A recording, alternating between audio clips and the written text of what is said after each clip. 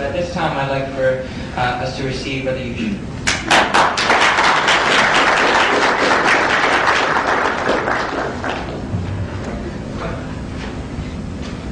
Assalamu alaikum, and to my non-Muslims, welcome. Bismillah ar-Rahman ar-Rahim. I begin in the name of God, who is most gracious and most merciful. I don't know if I will be able to tell you a story quite as colorful as the one you just witnessed, or as interesting. I'll do my best to attempt, God willing, inshallah. As the brother introduced me, my name is Yusha Evans, or some people know me as Joshua Evans. It's the same thing. The two words are synonymous. Yusha and Joshua are synonymous. Yusha is Arabic, Joshua is English. But they both are the very same name, Joshua. And I changed my name when becoming Muslim. Since I am short of time, because I did get trapped in some very serious traffic, I'm going to try to be very quick and tell you a really, really long story in a very, very short amount of time. So bear with me if I speak too fast. Feel free to raise your hand and tell me to slow down, throw something at me, whatever you feel is necessary.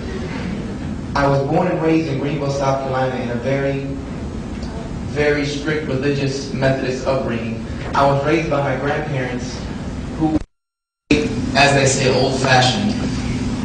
Just to give you some glimpse into what I mean by old-fashioned and very strict religious, I'm going to use gender issues just because they paint a very good picture. When it came to girls, when I reached the age of puberty and started becoming interested in girls and not thinking they just had cooties, girls were a no-no in my house. Not so much a no-no as a sense that if I wanted to have a girl over to the house, it had to be an appointment set. My grandmother and grandfather had to know they were coming, and when they came, we had to sit in the formal living room, which in most southern homes you have a formal living room, and you have a dining room and all these other things. The formal living room, and my grandmother either had to be present in the room, or we had to be in the room while she was in the kitchen, cooking whatever with the door wide open so that she could hear the conversation and what was going on. So that was the type of understanding that they had, and this was the type of strictness of the home that I grew up in. We were very religious in the sense that we went to church every Sunday. We went to church Sunday evenings and sometimes on Wednesdays. And then Wednesdays became more regular as I got more older. That was considered in the South very religious. You were considered a very good patron of the church if you went Sunday evening, Wednesday. And that was not very difficult considering the fact that the church from my home was separated by two houses. You walk out of my house, you took a right, you passed one house, you passed another house, and you walked straight into the wall of the church. So it was not very difficult for me to go to church that often. And that was how I was raised. We went to church. Before we ate, we prayed. Before I went to sleep, I prayed. Every time my grandmother had any commotion happen in the house, she prayed. The Bible was always open. We always read the Bible. My grandfather was always teaching me about, Noah and Moses and, David and Jesus and, all these good things. So this was just the environment that I was brought up in. My mother had stepped out of the picture. My father was working two jobs, which was the reason I was being raised by my grandparents. And this continued on until about 13 or 14 years of age.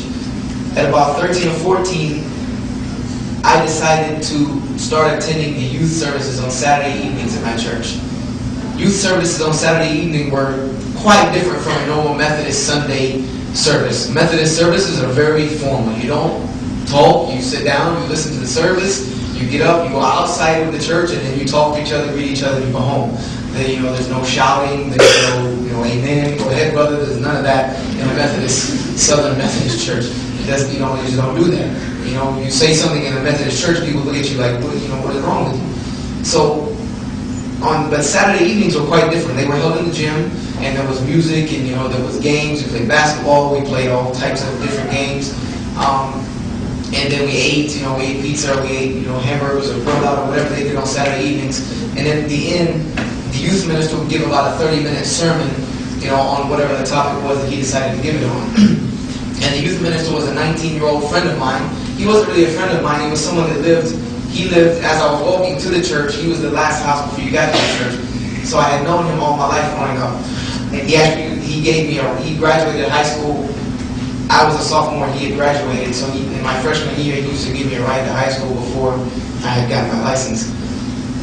And as I started going to the youth services, we became very good friends.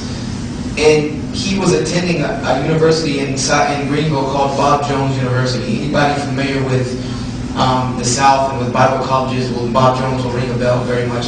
It's considered one of the most conservative Christian colleges in the country. In the fact that men and women are separated at Bob Jones. You don't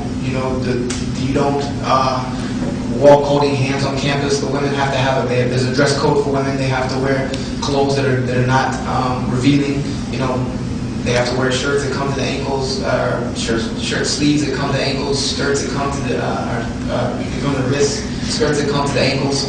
The men have to dress in an attire that is not, flashy and things of this nature. And so Bob Jones is very, very conservative, which fit along with the scheme of how I was raised. So I wanted to attend Bob Jones as well, and he was attending Bob Jones, and his major was textual criticism.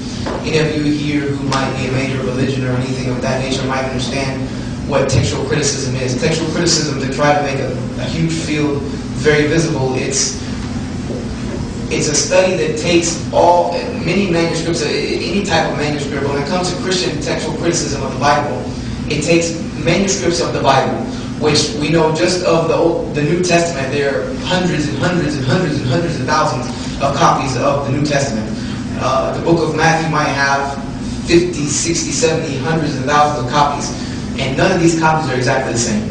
Not one single is exactly the same to the letter. So what a textual critic does is he sorts through all of these. He learns ancient Greek, ancient Hebrew, and Aramaic, and he tries to find out the date on these texts, and then which ones are the oldest, and not only which ones are the oldest, but which ones are the most original.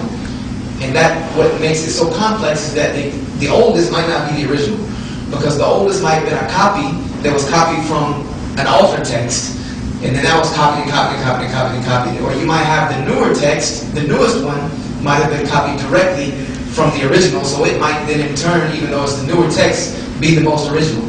So that's the job of a textual critic, which is not a very easy job. So this was his major. He was studying textual criticism. So as I befriended him, I became a layman textual critic, because as he was studying, I was studying. I was his study partner. I was the person that he shot ideas off of. I read his papers, things of this nature, and I read his textbooks. I would listen. He would record some of the lectures, and I would listen to them. So as he was studying, I was studying, and I decided in my sophomore year I enrolled at Bob Jones, because there's a very long waiting list. At that time it was a few years long. So I had already enrolled at Bob Jones and already decided my major was going to be textual criticism. And since that was the case, me and him together decided to take up a study of the Bible. We said to ourselves, and he said that if this is our book, this is what we call BIBLE, this is the basic instructions before leaving earth. Therefore, if this is the book, this is the Bible, we need to study it, we should know it. Because this is what is going to get us into heaven. This is what is going to give us the guidelines and the evidences of the salvation of Jesus Christ. This is the evidence, this is the proof of it. So he said we need to know this book. So we began studying the Bible, and we started from Genesis 1:1. And we decided we're going to read through it from beginning to end, beginning to end, beginning to end. So in doing this on my own, as he was going to school and things of this nature, he had a job also. He was going a little slower than me. It took me, in the whole period that I did this, I read through it about 6-7 times in about a period of 3 years. 2.5, 3 years, I went through it 6 or 7 times. And the Bible is a pretty big book. I will give it that. It's a pretty long read. But if you focus on it, and if you grew up in the environment that I grew up, that after school you did your schoolwork, and that was about it. I did not really go outside of the home much. Friends came over and things of that nature, but I was not really, given that much freedom to go out at that time. So I really was involved in these studies. And when he came home, I always wanted to have something to show him, because I always go to his house as soon as he came home from work or came home from school.